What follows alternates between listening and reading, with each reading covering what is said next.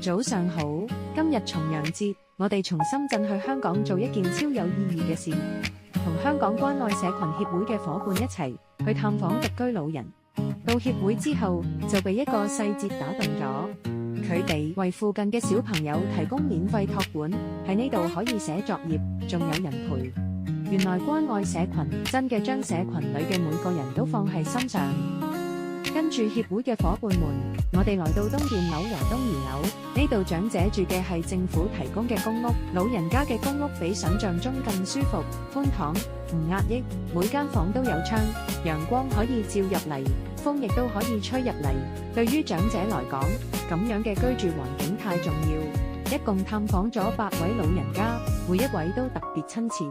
有位婆婆拉住我哋講，好耐都冇人嚟傾偈咯，聽到你句話，心裏邊有啲酸，更加覺得今次嚟啱咗。不過有啲小遺憾，有位103歲嘅長者出門行街，冇同佢親口講聲重陽安康。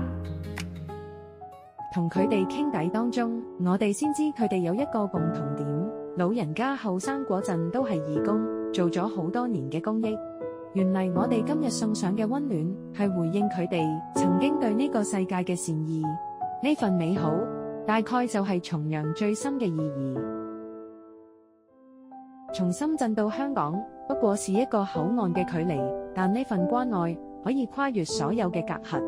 希望每一位獨居嘅老人家都唔孤單，亦希望咁樣嘅探訪可以變成常態，溫暖常伴佢哋左右。